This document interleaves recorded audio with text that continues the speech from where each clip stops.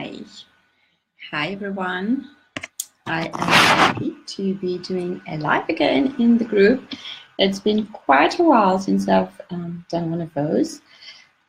First, there was a bit of a transition with my husband working at home now, so it was a bit tricky. And then there was a long school holidays.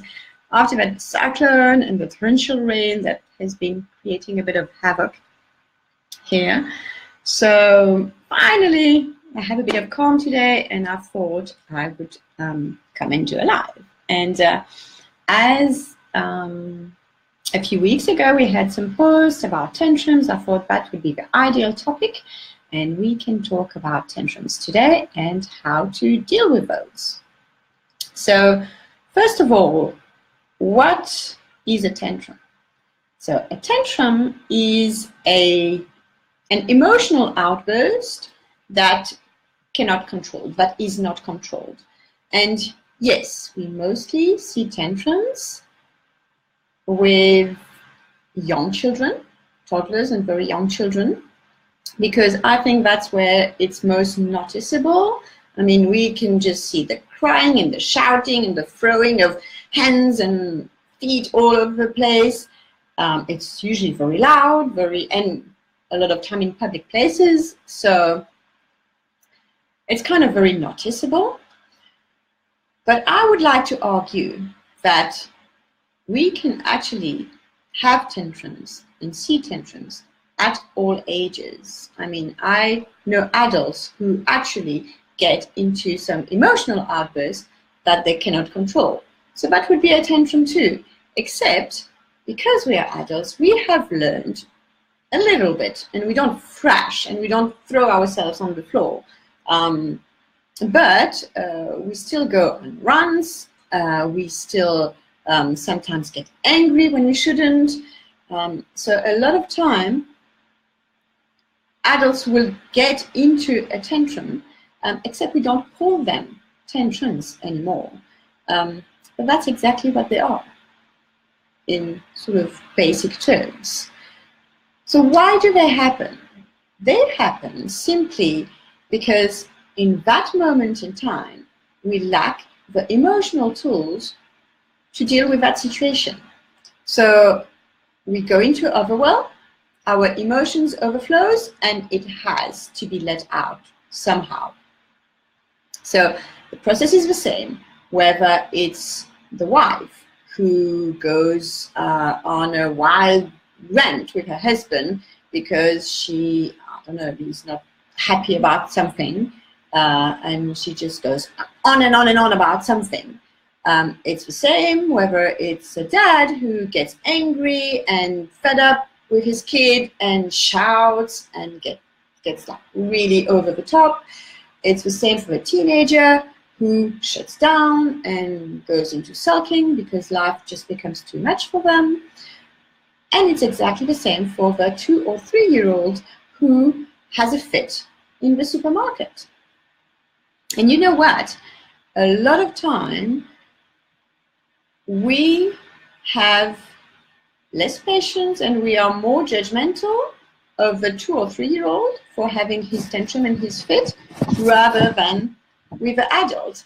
And it's kind of not logical, because the 2 or 3 year old actually, I mean, he is still learning to deal with his emotion. It is still very new to him. I mean, he still has a lot to learn, whereas the teenager or the adult has had a few years to actually learn about emotions and how to handle them. So we should be more judgmental for the adults having sort of emotional outbursts rather than the young children. And that's not what we actually do. And I think we do that because the adults and the sort of older kids, teenagers, they are responsible for their own actions. So basically, we don't feel any responsibility. We might not agree with the way they act or react, but it's on them. Whereas when it's a 2 year old, when it's a 3 year old, when it's a kid, it's our responsibility, and we feel that it reflects on our parenting when our child is having a fit. So therefore, we feel first a little bit of shame, we get frustrated, we feel that we should be able to handle the situation better. So we get all these mixed emotions getting on, and that's where we kind of get the anger out, and we just want it to be over with. So here are a few tips to actually deal with those situations that can help you deal with them, and that can help your child actually learn to manage those emotions. So tip number one, and that's a big one because usually we actually try to do exactly the contrary. So my first tip is you never try to solve a tantrum while it is going on. When a tantrum is happening, your child is having an emotional meltdown. He is not open to hear any reasoning. He is not open to being moralized or hearing that what he's doing is wrong, or why he shouldn't be doing that. He is just trying to deal with like his emotions that are overflowing. So you are not going to be able to solve a tantrum while it is happening. You can get angry with him, and that could work, but at the same time, a lot of time that will escalate the situation rather than making it better, and it will not make him learn anything. So the next time, he might just get overwhelmed as much by his emotions and not be able to deal with them the same. So it's not going to solve anything.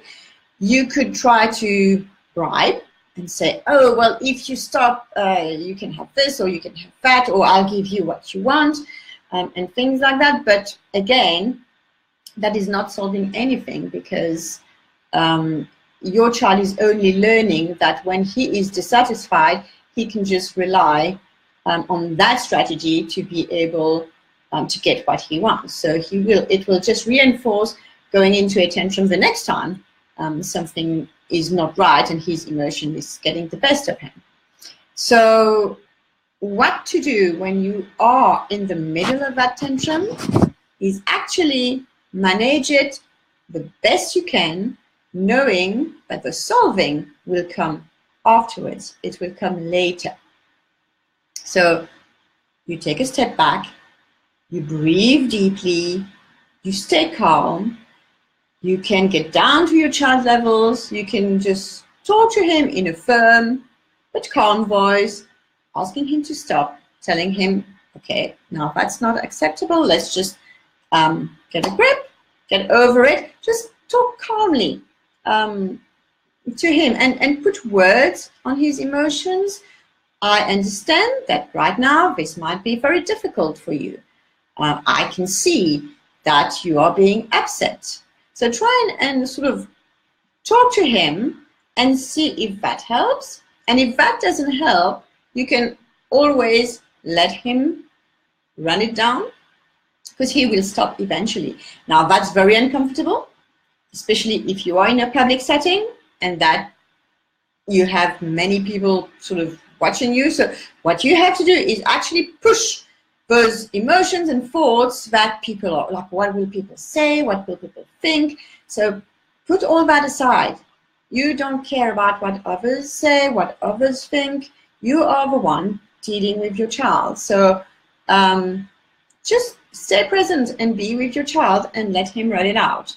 Or if it gets too uncomfortable and you cannot actually, you do not want to deal with that in public, or you don't like the attention that it's bringing, you can just take your child, bring him outside, let him calm himself down. So you can just tell him, okay, we're just going to go out, just so that you can sort of get some fresh air, get out of that. Just anything that you can, in a nice and healthy way, anything that you can do to help him step out of those big emotions.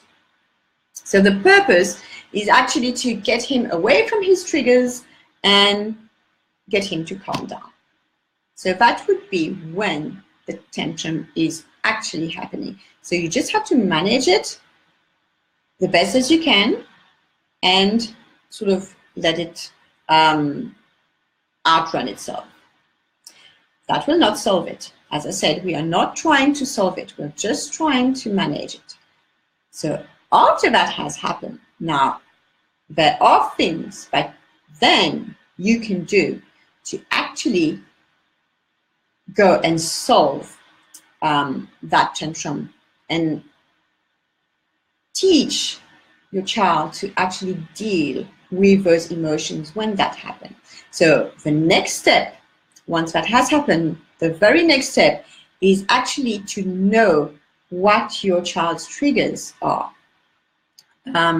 What chances are you already know what your sort of what it is that triggers your child. Is it when he wants something, or and that you say no? Is it when they have to share a toy? Is it when it's mealtime? So when they are more likely to have those meltdowns, so most of the time you will have an idea already of what it is that is actually triggering him into those overwhelming emotions. And if you don't know, then it's a good time to actually try to observe and figure out what triggers him, what makes him go over the top. Kind of observe his emotions, see when he's more likely to get into those big tantrums. And those tips that I'm going to share, by the way, they work well. I'm sharing them mostly for young kids and like toddlers and young kids, but they can work also if you adapt them a little bit with any age kid. So that can be very helpful for that. So once you have figured out your children's triggers, the next step is to actually plan ahead. So for example, your child is triggered when you go to the shops and he asks for something that he wants and you say no. And basically that's when he gets triggered, because he actually really wants that, and all his emotions get the best of him. So plan ahead. Just be clear about first your own emotions. Do you have emotions that kind of, oh, I want to give in and I want to give him what he wants? So if you have those, if you know that you have those, work on them, know how to be firm, know how to be okay with not giving him that thing. Plan ahead again. So know what you will do if you see that your child is getting into those strong emotions, because sometimes we can see them coming before they get into full blown out tantrum. So what are you going to do? Are you going to get out of a place with him? Are you going to just talk to him, just depending on what level he is arrived at? A good way is to actually sort of take him out of a situation that is triggering him if he gets to the tantrum. But now that you have your plan of action and you know what you're going to do, have a conversation with them before going to the shops. You can tell them, listen, I know, like mom knows that that situation, like when mom knows that when we go to the shops and if you want something and I say no, it's difficult for you to deal with. So we are going to work on that together. Do you agree? So if your child says no, because like if you use simple enough words, they will, like even a young child, they can say yes or no, and they will understand what you are saying. So if he says no, I don't want to work on that, when I want my stuff, I want my stuff, then maybe you know if he's not ready, and you can find alternatives and and ways for him to, ways for you to go to the shops alone until he's ready. But you're giving him that choice. And if he says yes, then you can say, okay, we're going to go to the shops right now. Mom needs to buy dinner. I cannot buy anything for you. So if it happens that it gets difficult for you, but you really want something but I cannot give it to you, then we are going to go out and calm down together. Will that help? So he can say yes, he can say no. You have that conversation with him, and it just sort of plans ahead, and it gives him a clear expectation of what you are expecting from him, like what you want from him. So it's kind of set the stage, and usually only by having that conversation with them helps them deal with those emotions, because they know ahead of time that you are clear on what you're going to do and not do, and what is going to happen if they do have that emotional outburst. And that helps them keep their emotions in check. So I gave an example of a child going to the shops and having a tantrum. It's the same thing with a child who doesn't like to share a toy. You could tell him, listen, we are going to go to a party now. I know that when there are a lot of children and when there are some toys, you do not like to share. But when there are a lot of children, you know, it is important to know how to share. And I know that is difficult for you. So what can we do if that does happen and you get upset about it? So you might think that a young child will not understand what you're saying or will not, but it is important, because a lot of times those children having emotional outbursts and having tantrums do not have the words to actually express themselves, and that's why they go into those overwhelming kind of situations, those tantrums. So it's important for you to actually put words onto the situation. Use the simple words that you can, like the simplest possible, but still try and put words and talk to them and have those conversations and see where they are at and how they can respond. So would you like mommy to take you out, give you a hug and a kiss? Will that help? So this is what we are going to do, because it is important that toys are shared or something like that. So at least you are going in with a plan of action. You know that if that tantrums happen, you have a plan. You know what you are going to be doing in the event it does happen. Now, the next step is to actually go into those situations, but then while you are there, to prevent the tantrum from happening, and if it does happen, to carry out your plan. So the prevention is very important. It means that while you are doing your shopping, or while you are at the party, or while you are doing whatever it is that is usually triggering your child, pay close attention to their emotions. Connect with them. Stay connected with them. Talk to them about anything. Just having these sort of moments where you are going to be really in tune with them. If you are doing shopping, you can chat to them while you're doing the shopping. You can enroll them in the shopping situation by, you know, if you're sitting like in front of your little caddy, you can give them the food and they put them in the caddy, like occupy them and make them feel important, make them feel like they are part of a process. And that will often just sort of change their frame of mind and change their focus, and actually not go into those sort of emotions that actually cause them to want something. Now, because you've told them about it in the first place, they are less likely to actually ask, because now they know the clear expectations. If they do want to test you out and they do ask for something, then just say no firmly, as you said you would. Just say no, we agreed. I'm not going to give you that. But then don't dwell on it. Don't say, well, you know, we talked about this.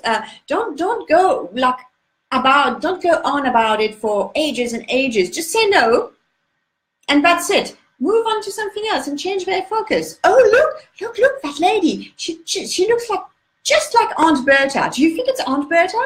Like, try and quickly change their focus. Don't sort of keep the focus into the fact that they actually are testing your limits. Let them test. Say no. You're clear about it. Move on. Now, if you do see that, pay close attention. If you do see that they are moving into getting emotional about it, carry out your plan. Even if you have to leave all your stuff there, just say, okay, I can see it's difficult for you now. Come, let's just go quickly. Take them out, take them somewhere else, change their focus. A lot of time, it will take you a lot less time than you think it will, if you take it like early enough, and even afterwards, to actually change their emotional state. So, I don't know, look at the trees, look at the birds, look at something, just change their focus, and then ask them, do you feel ready to go back to the ships now? Are you going to be okay? And they will tell you yes or no. And then once they are okay, you can just bring them back and carry on with your shopping and do sort of as if nothing had happened. Just don't keep sort of ranting about that sort of emotional outburst that they're learning. And if you, the quicker you can come, they are learning fast. So just see this as a learning process, rather, for them to be able to deal with their emotions and you at the same time. Because a lot of time when we deal with difficulty with those tantrums, it's because we are having difficulty handling the emotions ourselves. So it's a sort of process where your child and you are learning at the same time how to handle those emotions. So let me just check that I told you everything I wanted to tell you. So the last step, obviously, is to actually to tell them afterwards how proud you are of them. For, I mean, if they could actually not go into a tantrum that time, just tell them, wow, I'm so proud. You tried really hard, and look, we had a great experience. We had a great shopping time. If they actually did go and it was difficult for them, you can still be proud of them for trying. And you can tell them, well, it was still difficult. We'll work on it some more. And I know we're going to nail that. I know we're going to manage that, because I know you can. Believe in them. If you believe in them, they will have that much confidence the next time to actually be able to handle it. So I hope this helps. If you do deal with tantrums on a regular basis and you have a specific situation, or you would like me to actually apply those tips to your situation, just leave a comment on the video, or just send me a PM if you'd like to stay anonymous. I'm really always happy to be able to support you in those specific situations if you need to. For those of you, I will try to do a little bit of lives on different topics more regularly. I will see how I go. And so if I know a lot of you are new to the group also, it's really nice to have you. And I did some live video on a whole lot of different topics last year when I started the group. So you can always go back to, there's a little video tab on the, I think it's on the menu, the other side of the Facebook group. So if you click on the videos, you can see all of the sessions that were done. So if you are having a specific problem, you can always go back to those and and have the tips and advice at your hand. So have a great day, and I will see you again soon. Bye.